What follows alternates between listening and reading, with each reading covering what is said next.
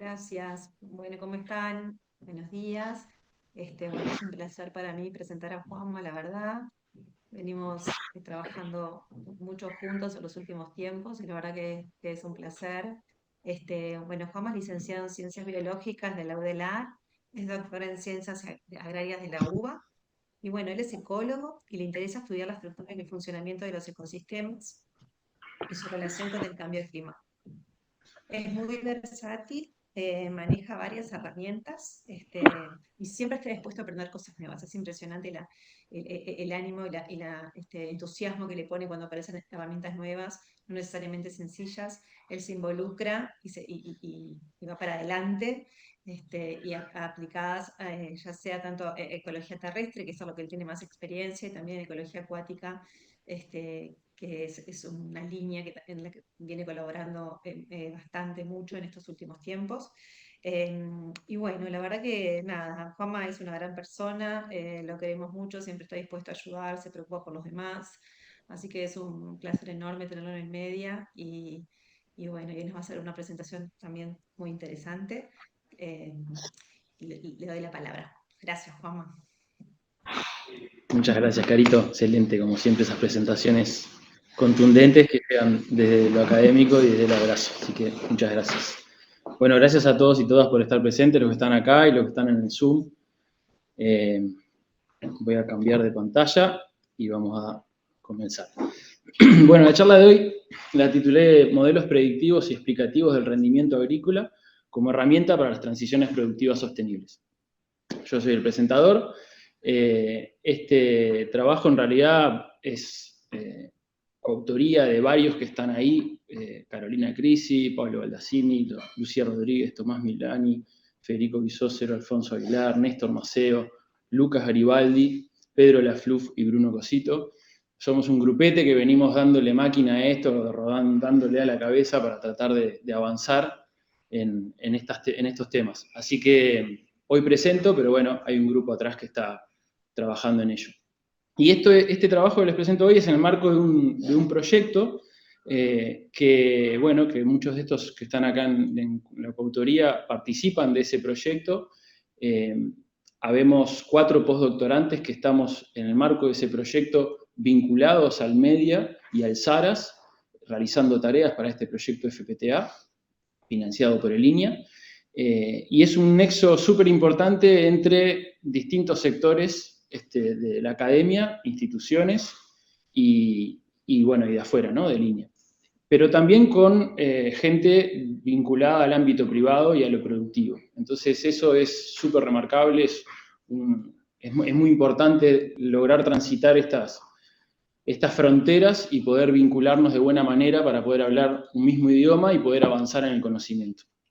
Así que este proyecto, como les decía, es un FPTA, el 384, que se llama Construcción de herramientas y capacidades para el diseño de transiciones productivas sostenibles en el Uruguay. Específicamente, yo trabajo en lo que se llama el componente 5, que es evaluación a campo de indicadores en cultivos extensivos. Este proyecto tiene 7 componentes que están intrincados. ¿Quieres permitir qué aplicación? No quiero permitir nada. Perfecto, seguimos. Son 7 componentes que están relacionados entre sí. El mío es el componente 5. Les voy a contar brevemente algunos resultados de este componente, ¿sí? Que tiene como lógica o marco lo que es el diseño de paisajes sostenibles. Y como pregunta, en la leitmotiv, la pregunta que está detrás de esto es cómo mejorar la dimensión productiva y ambiental simultáneamente.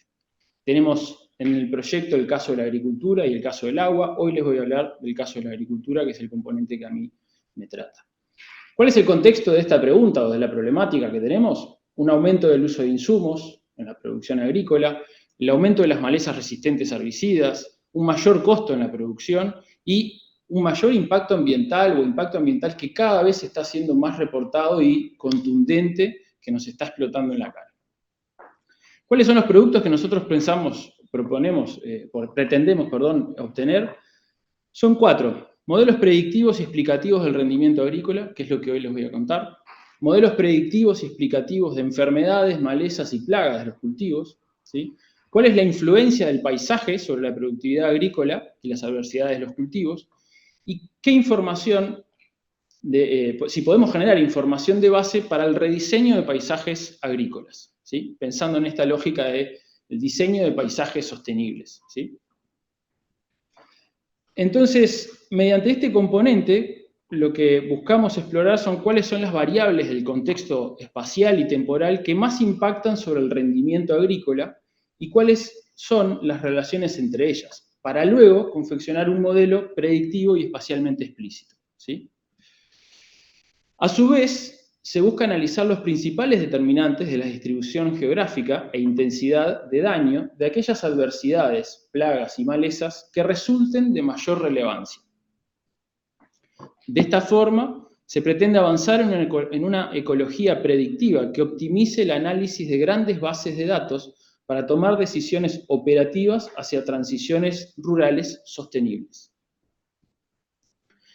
Manejo 4 bases de datos, ¿sí? La base CIMA, que ahora les voy a contar de qué se trata, las bases satelitales, que son con Sentinel, el satélite Sentinel-2, una base de cuencas virtuales que viene del proyecto anterior, y la base de información de CONIAT, más muestreos de suelo puntuales realizados por INI. Hoy me centro en solo 2. No importa el por qué, pero les voy a contar resultados de la información de 2 bases de datos. La de CIMA y las satelitales que vienen del Sentinel-2. ¿Qué es CIMA? CIMA es un sistema integrado de monitoreo agrícola. Ahí ven la captura de pantalla de la página, ¿sí? Que dice controla tus cultivos desde tu smartphone. El futuro es hoy, diría yo. Esta empresa es un software, CIMA, es un software de gestión de datos de campo. Ahí dice, todas las actividades que una persona hace a nivel de chacra cuando recorre, en vez de dejarlas anotadas en una libreta o en un WhatsApp, con fotos, lo puede hacer encima. Entonces va teniendo todo lo que hace ahí anotado, ¿sí? Puede anotar las adversidades del cultivo, hacer órdenes de trabajo, por ejemplo, va un ingeniero agrónomo y dice, che, acá hay que echar tal insumo, hay que hacer tal cosa. Eso lo anota y el operario después lo puede levantar y ver qué es lo que tiene que hacer y realizarlo. Y cuando lo realiza, pone lo que ha hecho realmente, ¿sí? Entonces es un sistema de información privada, de una empresa, ¿sí? Que está en varios países de Latinoamérica, que ordena y genera información para los productores, ¿sí? Genera una trazabilidad, como dice ahí. Es una plataforma que da una trazabilidad de lo que es la chacra o la producción, ¿sí? Como dice acá, también encima en su página, recolecta y geolocaliza datos a campo, visualiza y analiza información, genera y comparte reportes. Funciona offline.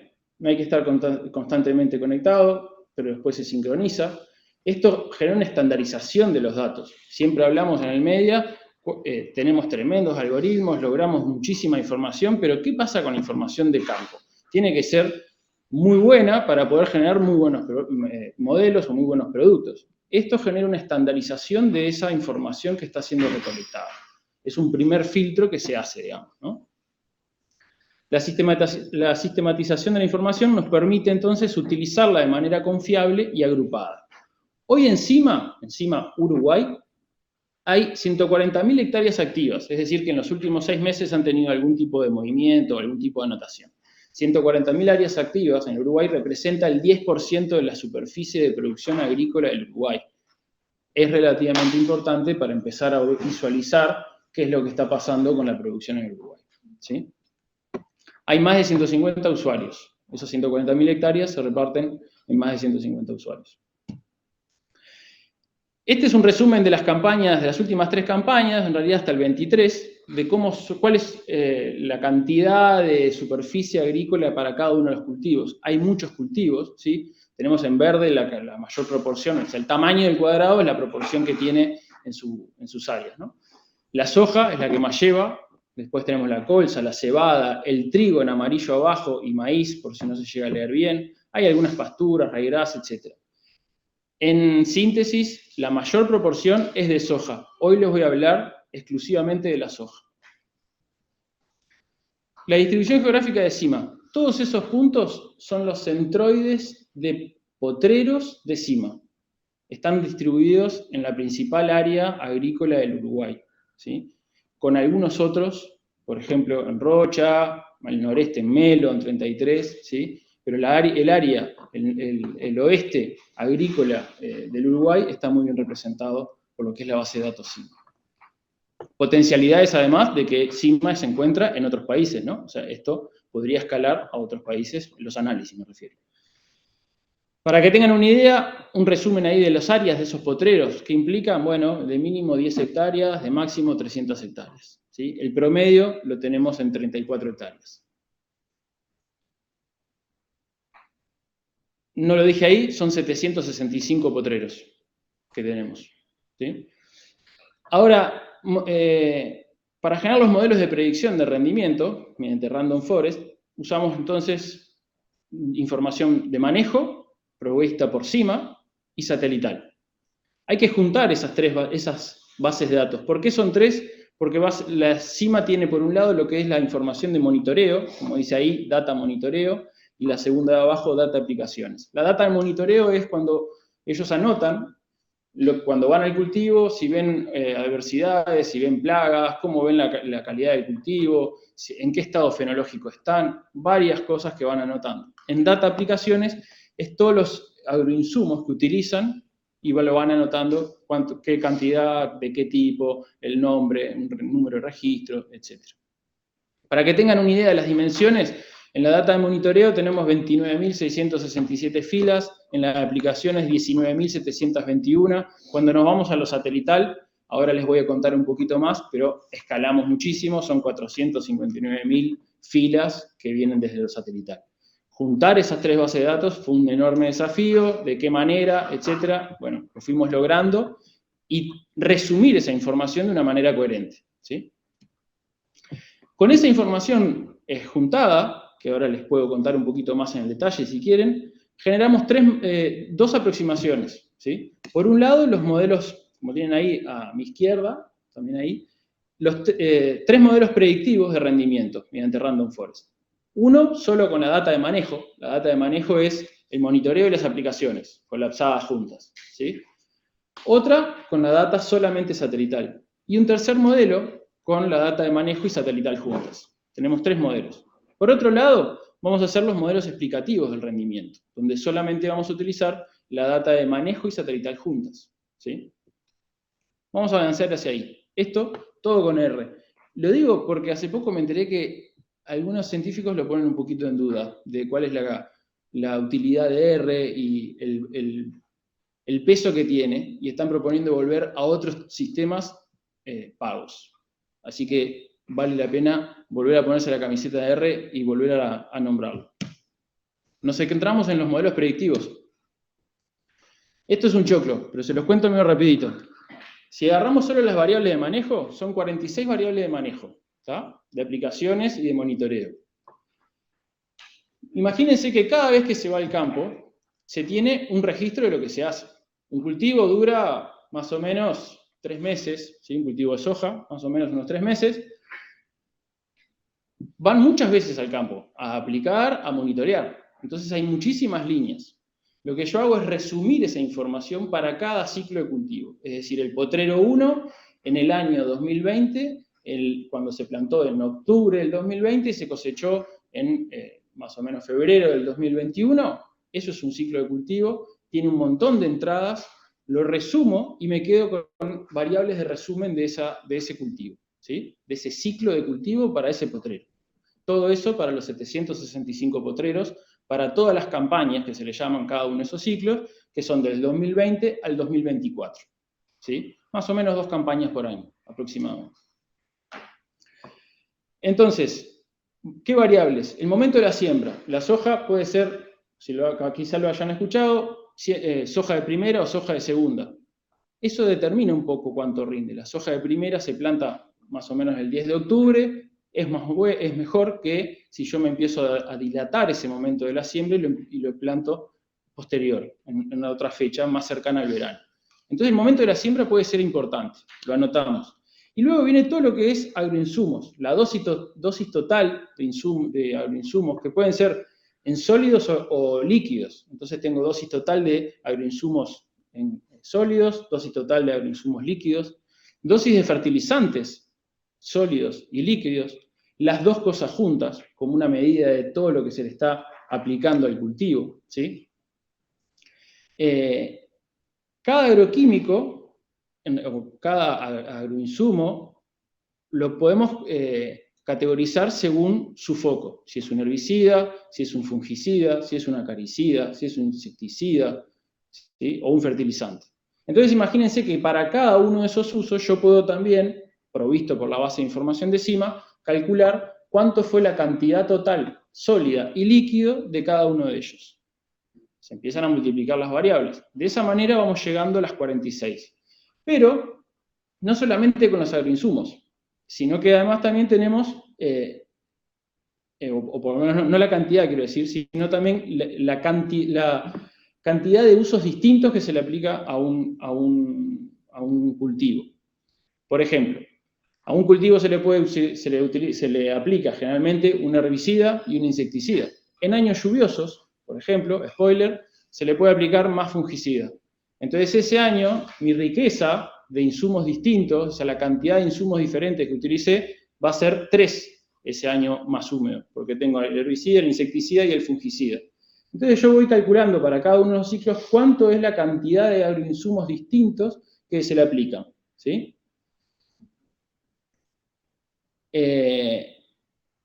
Cuando viene la base de datos de CIMA, o la suben los usuarios, lo que sucede es que ellos reportan el nombre del producto que están utilizando, Roundup no sé cuánto.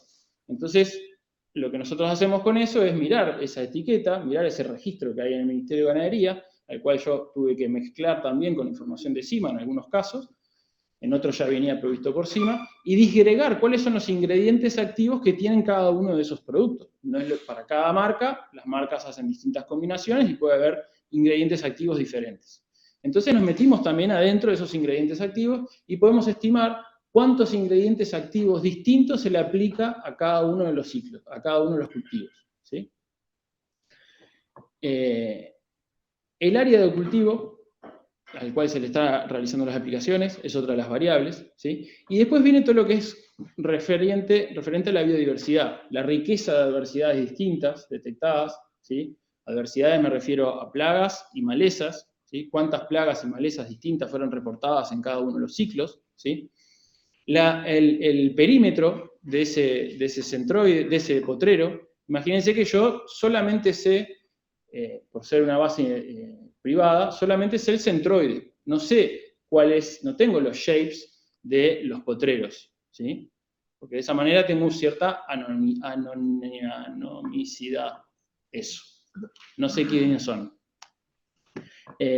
Entonces, lo que yo sí le pido a CIMA es, decime cuál es el borde de ese potrero. Y decime cuál es la rugosidad que tiene ese potrero. Entonces ahí yo puedo sacar un índice de forma, el Shape Index que está ahí escrito, ¿sí? ¿Hay muchas visitas? Bueno, decime cuántas visitas hay para cada potrero. Una manera de cuánto están encima impacta, cuánto están encima del cultivo en su rendimiento. Un productor que lo deja, lo hace y ya está, va 2 veces, o uno que está ahí, y lo va mirando, y lo va mirando, y lo va corrigiendo, ¿sí? Todas esas son las variables de manejo que yo utilizo. Se suman todas las variables satelitales, ¿sí? Para cada uno de esos potreros, estimo el NDVI, que es un índice de vegetación normalizada, ¿sí? Y un índice de humedad. Pero no es para cada punto, sino que para buffers alrededor de ese punto.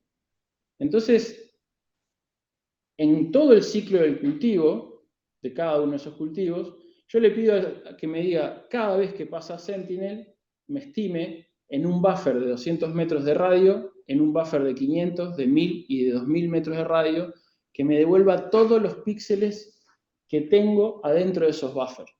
Con eso calculo una media, calculo el percentil 1, el percentil 99 y un desvío estándar. Para el día 1 que pasó Sentinel en el cultivo 1 del potrero 1. Lo mismo para todo el ciclo y luego tengo un promedio de esos valores para todo el ciclo. Al final de cuentas, cada fila de mi matriz va a ser una observación, con un promedio, con un rendimiento de cultivo de soja, tantos kilos por hectárea, y toda la información referente a ese cultivo. Las adversidades, todos los agroinsumos que utilizaron, las cantidades de veces que se visitaron, etc. Todo lo que les nombré. ¿Sí? Para tener una idea, un radio de 200 metros implica 2 hectáreas. Habíamos visto que nuestros potreros eran entre 10 y 300, con una media de 34 hectáreas cada uno de los potreros. El de 500 son 78 hectáreas, el de 1000, el buffer de 1000 implica 300 hectáreas, y el de 2000, 1256 hectáreas. Estamos hablando de niveles de paisaje, ¿sí? Lo que estamos agregando ahí son agregando áreas de paisaje para ver la influencia del paisaje sobre el rendimiento agrícola. Voy a ahondar después en esto. Ahí estaba el área de potrero. En resumen de todo este choclazo, son 46 variables de manejo y 32 satelitales.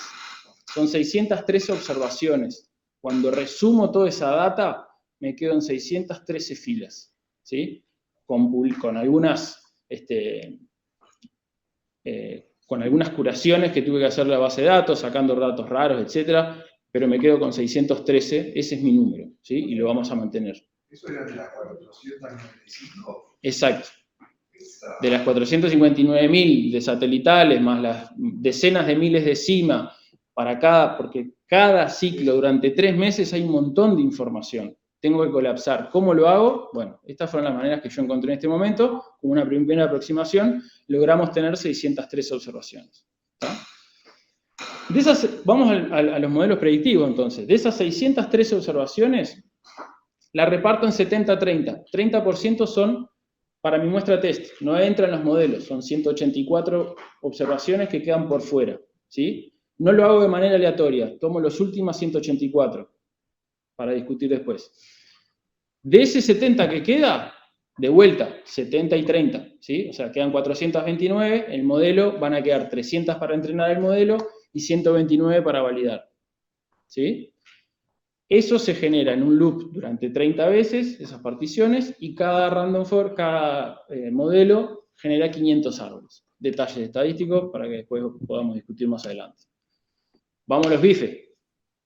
¿Cuáles son los resultados de estos 3 modelos? De izquierda a derecha, modelo de variables de manejo, modelo satelital en el medio, modelo de variable de manejo y satelital.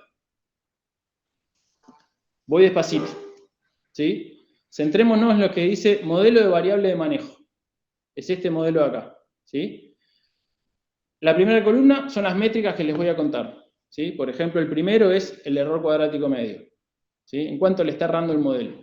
El segundo es la varianza explicada promedio, ¿sí? Es como un pseudo R cuadrado, ¿tá? El tercero es el desvío estándar, el error del desvío estándar, perdón, el desvío estándar del error, ¿sí? Y el cuarto es el desvío estándar de la varianza, ¿sí?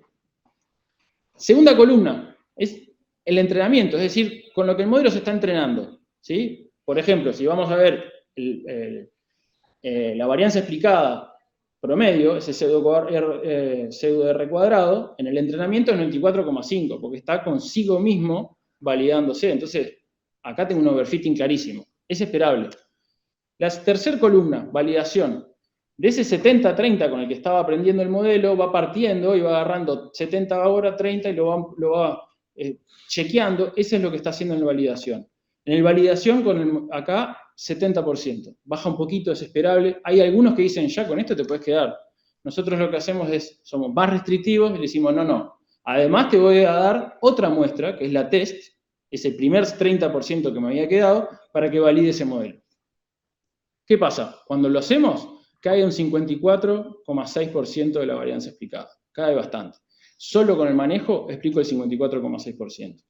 Subimos una fila para arriba. Vean este 724. Esos son los kilos por hectárea en los que yo le estoy errando en promedio. Es un montón. Pego un salto. Fíjense, este gráfico de acá abajo, la dispersión que tienen. En la X son los observados. En la Y son los predichos. Si yo tuviera un excelente modelo, se juntan todos en la línea 1 a 1, afilado, como patito. En este caso tengo dispersión. Ven que en algunos le estoy errando un montón, ¿sí? Acá, por ejemplo, yo le digo en los predichos, tu soja va a rendir 3.000 y pico de kilos, pero en realidad rindió cerca de 1.000. Despedido. Compró la camioneta, mandó a la familia de vacaciones, lo que fuera, marchó, ¿sí? Entonces tenemos en este momento, en el caso a caso le estamos pegando poco. Perdón, Sí. ¿Y es para un potrero, para un predio? Eso es para cada potrero. Por potrero. Por potrero. O sea, cada predio puede tener más de un potrero. Sí, es correcto eso. Nos vamos al modelo satelital. ¿Sí? Lo mismo, entrenamiento, validación y test. Directo vamos a este, el 71% de la varianza explicada. Pasamos del 54 al 71 cuando metemos lo satelital. Solo con lo satelital aumento y logro 71% de la varianza explicada. Y, ojo, me baja el error en el que tengo. Estaba errándola en 724 kilos y ahora le estoy errando en 570. Mejor un poquito. Puede y debe seguir, ¿no? Adelante. ¿Qué pasa cuando incluyo los dos? El manejo y satelital. Bueno, del 71,6 paso al 73,3 de la varianza explicada, ¿sí? Y bajo un poquito el error a 555. Mejoran los modelos, es importante tener la información de manejo y la información satelital. Si ustedes se acuerdan, y esto es un spoiler del final, pero me interesa que lo veamos ahora, en las variables en ningún momento le dije año. En ningún momento de las variables que yo les mencioné, esas 46, está el año, ni el ciclo, si es de la de octubre, del 22, no importa. ¿Por qué? Porque yo estoy haciendo modelos predictivos, entonces no le estoy poniendo el año. ¿Sí? Si yo le pongo el año, aumenta muchísimo el nivel predictivo. Después lo podemos ver en detalle, si quieren ahondar en eso, tengo la tabla para ver las diferencias. Pero entonces ahí hay información del año ambiental, por ejemplo, que me está brindando información para hacer los modelos predictivos. ¿Sí? Lo dejo ahí porque esto es avance, no es un trabajo cerrado, entonces son cosas que venimos pensando y a la medida que van apareciendo se las voy a ir largando para tenerlas al final de la discusión. Esto es el adelanto que les mostraba antes. ¿Sí? Solo para el manejo tengo mucha dispersión. ¿Cuáles son las variables más importantes? Bueno, fungicida, la cantidad de fungicida, la cantidad de veces que se le echó fungicida es la variable más importante. La dosis total de fungicida líquido, la dosis total de insecticida sólido, los agroinsumos. ¿Sí? En definitiva, lo que está ahí son agroinsumos. Cuando nos vamos a las variables satelitales, fíjense, todas estas de acá arriba son el promedio en distintos buffers del índice de vegetación y del índice de humedad. Tiene sentido, ¿sí? El paisaje que yo estoy generando, la información de paisaje que yo le estoy dando, es la que más importa. Pero no es paisaje natural, es todo el paisaje. Otro spoiler, ¿sí? Acá estamos metiendo el cultivo y el hábitat natural. El eje X es el nivel de importancia que tienen cada una de esas variables. Perdón, no lo dije antes. Entonces, ¿dónde está ese puntito? Cuanto más a la derecha, más explica. ¿Sí? Más a la derecha y más arriba, más explica. ¿Sí? No, está bien, pensé que me estabas marcando algo y lo miré por las dudas. Cuando metemos las satelitales y las de manejo, todas las satelitales están arriba. ¿Sí? O por lo menos las de arriba son todas satelitales. El paisaje. ¿Está? Las otras aparecen abajo. En síntesis, variables satelitales tienen alto impacto en el rendimiento. Alta variabilidad explicada, baja generalidad a cada uno de los potreros. Veíamos que había mucha dispersión. ¿Sí? Esa dispersión, a pesar de los modelos, bajaba un poco, se modificaba, pero había bastante. Para que ustedes tengan una idea, un rendimiento de soja va, y yo en algún lado lo puse, acá, abajo, rendimiento de soja, de 100 kilos por hectárea a 4.500 kilos por hectárea. Errarle en 500 y es medio fulirón, ¿no? En algunos casos no le va a mover tanto la aguja, entre 4.000 y 4.500, pero en otros casos le va a hacer un montón de mella. ¿Sí? Es un buen avance, debemos continuar. ¿Qué pasa con los modelos explicativos? Hice modelos predictivos y ahora vamos a tratar de entender cuáles son las variables que más impactan, pero además tratar de entender en qué medida impactan esos. De forma positiva, negativa, cuánto es el factor que le está agregando. ¿Sí? Entonces vamos ahí. Ahora, Este modelo, como les conté antes, es con la información de monitoreo y con la información satelital. Pero la información satelital tiene alta correlación, ¿sí? Fíjense que la información de índice de vegetación, el índice de vegetación a un buffer de 200 metros está muy correlacionado con el buffer de 500. El de 500 lo incluye el de 200, no son anillos concéntricos, ¿sí? Entonces hay mucha correlación. Entonces no lo puedo poner en un modelo explicativo porque tengo multicolinealidad. En los modelos de Random Forest lidia bastante bien con eso. Se puede mejorar hacia ahí también, y es una de las líneas que vamos a seguir explorando. Pero entonces tuvimos que hacer para este modelo explicativo una selección de esas variables satelitales. Elijo las 9 más importantes de ese modelo, que me arrojó el modelo predictivo, ¿sí? Que están ahí recuadradas, no importa cuáles son, pero están todas relacionadas al promedio, al índice verde y a la humedad, salvo uno que es el percentil del índice verde del buffer de 200. Con esas 9, están altamente correlacionadas, hago un PCA, o hice un PCA, o hicimos, como guste. ¿Hablas de vos y R? Sí, vos y yo, R y muchos. Hicimos un PCA. El primer eje del PCA, no importa qué variables son, acá yo no quería identificar y caracterizar ese primer eje, decir este eje es el de que me representa tal cosa, sino disminuir esa dimensionalidad en al menos 3 variables. Me quedo con los primeros 3 ejes. El primer eje explica el 80,6% de la varianza, ¿sí? Me quedo con los 3 que estoy arriba del 90%. Por maniático nomás. Podría haber quedado con el primero, me quedo con los 3. Esa es una variable nueva que voy a poner en el modelo explicativo. ¿Qué pasa con las variables de manejo? Todas las variables de manejo que yo fui generando a partir de la información para sintetizar están altamente correlacionadas también. Entonces, acá vemos un mapa de calor donde todas las filas y todas las columnas son las mismas variables. En la diagonal es la intersección entre ellas, entonces está en azul oscuro porque hay alta correlación, es ella consigo mismo, ¿sí? Correlación de Pearson 1. En rojo, correlación negativa. Hay muchas que están correlacionadas, hay bastantes azules. Entonces, lo que yo fui haciendo acá, no hice un PCA, porque acá lo que me interesaba era saber bien cuáles eran esas variables, para ponerlas en el modelo. Entonces fui eligiendo, diciendo, bueno, a ver, de estas, ¿con cuál me quedo? ¿Cuál representa más en el cultivo? ¿Qué es más importante? Lo fuimos discutiendo, y nos quedamos con un mapa que es un poquito menos celeste, menos azul, tiene algunos celestes oscuros, pero dijimos, bueno, probemos con esto, y a ver qué pasa, y después lo validamos con un BIF, el factor de inflación de la varianza. La traducción de eso me parece espantoso, pero bueno, es eso, y lo que me da es una medida de la correlación entre las variables en un modelo, que por una regla ahí tendrían que ser menor a 5 ese factor. Bueno, cumplió eso, así que estas variables que fueron seleccionadas, que fueron 27 variables, las podíamos utilizar en los modelos, ¿tá?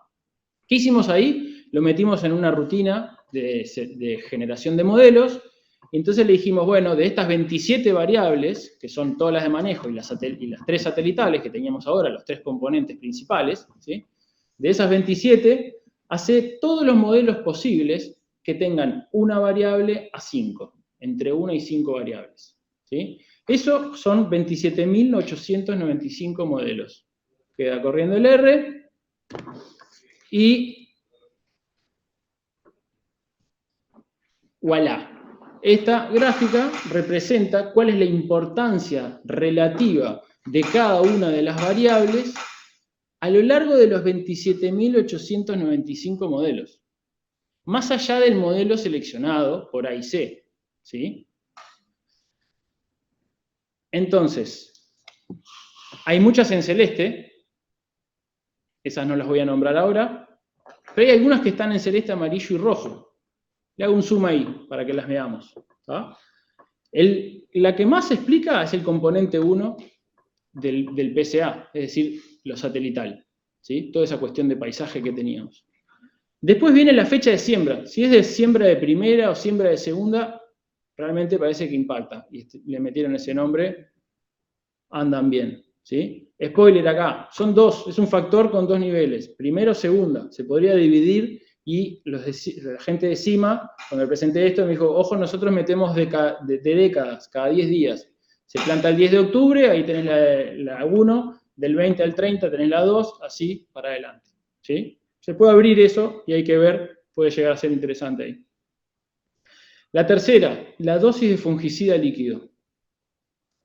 La cuarta, satelital de vuelta, el otro componente. La quinta, la dosis de fertilizante. Sexta, acaricida. Y después vienen el índice de rugosidad de ese perímetro, ¿sí? Y después ya se van, estamos en celeste, ahí puse las herbicidas, pero las principales son estas, ¿no? Las amarillas, naranjas y rojas, ¿sí? El modelo seleccionado, más allá de la importancia relativa en todas las variables, en todos los modelos probados, este es el modelo por AIC que mejor quedó, ¿sí? Rankeado.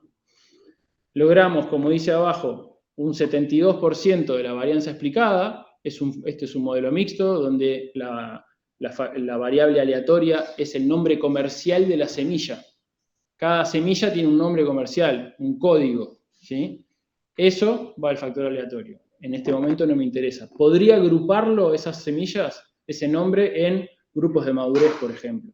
Otra recomendación de la gente de CIMA también. Que eso puede ser interesante y ahí lo podríamos volcar como un factor fijo para probar la importancia de ese factor. Pero fíjense, el mejor modelo de 5 variables quedó, el mejor, ¿sí? El componente 1 y el componente 2. La dosis de fertilizante líquida, la dosis de fungicida líquido y la fecha de siembra, ¿sí? Más allá del valor que tienen los estimados, pero bueno, por ejemplo acá lo podemos ver, el planting time, es decir, la fecha de siembra, el momento de siembra, cuando es una siembra de segunda, disminuye la productividad al final del cultivo, ¿sí? Entiendo bien la de primera y segunda, es porque se plantaron tarde. Porque plantan tarde. Plantan sobre algo que... No, porque es que plantan tarde. Se le llama, cuando es de primera, vos plantaste el 10 de octubre. Pero por distintos motivos, porque te llovió, porque lo que fuera, porque no te llegó el tractorista, no sé, lo que sea, empezaste a plantar después. Y hay un momento que dice, ya plantaste más allá de tal fecha. Eso es de segunda. Juan. A veces viene de otro cultivo, ojo. Demoró en sacar el maíz anterior o demoró en sacar lo que tenía antes, el trigo, por ejemplo, y entonces es de segunda. Lo plantó en enero, es de segunda. Juan. ¿Sí? Juancho. Sí. Tomás. ¿No será que se refiere a la soja de primera y de segunda? Que la de segunda es la que viene después del trigo, en rotación trigo en invierno y soja. En este caso creo que no, Tommy, que es la fecha. Es la fecha de siembra porque es lo que estuvimos discutiendo con la gente de CIMA. No es la rotación. Porque acá se le llama a la de primera la que se siembra sin trigo, sino que viene de otro cultivo de verano, de soja o de maíz principalmente, Sí. y se siembra en sí septiembre, octubre. Y la de segunda es la que cuando tenés el trigo en el invierno, se cosecha en diciembre y está sembrando en diciembre. Entonces, Claro. no es solamente que se atrasa la siembra, sino que venís de una situación bien distinta. Una tenés el trigo hasta diciembre y el otra venís de rastrojo desde el marzo pasado. La historia previa es diferente. Puede ser, yo no sé si es generalizable a toda la base de datos de CIMA eso, Tom, pero lo puedo mirar. Está bueno el comentario, gracias. En este caso, primera y segunda se refiere a la fecha de siembra, pero no estoy seguro de que además esté correlacionado con la historia previa, pero puede estar bueno, sin duda, mirarlo. Gracias. Mensajes principales de estas dos aproximaciones. Es posible generar modelos predictivos muy buenos, con más de un 70% del poder de explicación, ¿sí? Pero con ciertos cuidados de la generalidad de eso, ¿sí?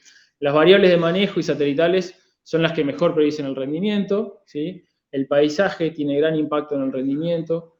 Es importante avanzar en la selección del mejor modelo predictivo viable para aplicar, ¿sí? Es vital complementar la selección de modelos predictivos con la generación de modelos mecanísticos que permitan entender el funcionamiento de los agroecosistemas. Y es fundamental vincular bases de datos públicas y privadas. Sentinel es dato público, abierto, CIMA es privada, y esto me parece que juntar esas bases, lograr transitar en el camino de juntar bases público-privadas, es de suma importancia. Toda la información que estamos generando en el proyecto, incluido este componente, lo estamos volcando a la generación de una plataforma transdisciplinaria para el agro y sus transiciones en el Uruguay, que se llama TATU.